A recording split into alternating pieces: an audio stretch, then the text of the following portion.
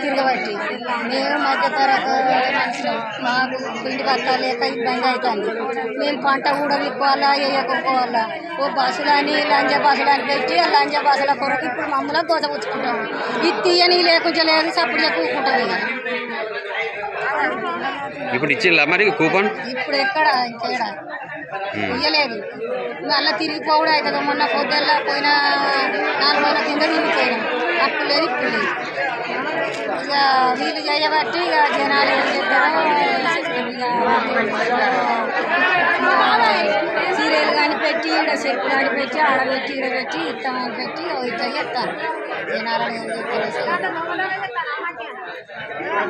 బస్సులు అని ఇచ్చటం కానీ ఇదని కాదని రోజులు పిండి బస్తాలకు రాబట్టి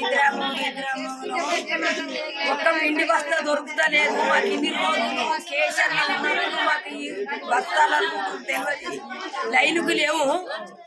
ఇక ఇట్లా ఆయన వచ్చి ఆయన గెలిచి ఇంకా ఆడోళ్ళకు ఇట్లా బోస పుచ్చుకుంటాడు. ఏమన్నంటే బస్సులు పిరిపడ బస్సులు పావడం పెడితేంది పెట్టకుంటే ఆ బస్సులు పెడితేంది పెట్టకుంటే 3 పైసల 3 రూపాయల బస్సు కిరాయికి రోజు ₹1 కోటి పడగొట్టి రైతులకు 2 లక్షల మాఫీ చేయలేదు.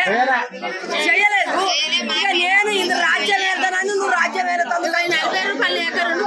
రాజ్యం వెళ్తానికి వచ్చి రైతులకు ముంచుతాను. రైతులు దత్తాలు మేము పంట పెట్టకుంటే మేము పొలాలు పంటకుంటే నువ్వు ఏం తింటావు? నువ్వు ఎక్కడికి తింటావు? నువ్వు రైతులకు ఏం పెడతావు? కష్టపడతాను మన్ను కుట్టి మన్ను కక్కుతాను, ఎండలు ఏరుతాను, వానలు కలుగుతాను, పిల్లలు జల్లలు ఏరుతాను. ఒక్కరికొక్కరు అన్నం దొరుకుతలేదు.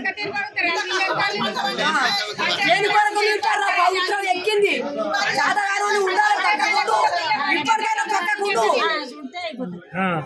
ఎవడో పొలం ఉన్నాడు వెళ్తాడు.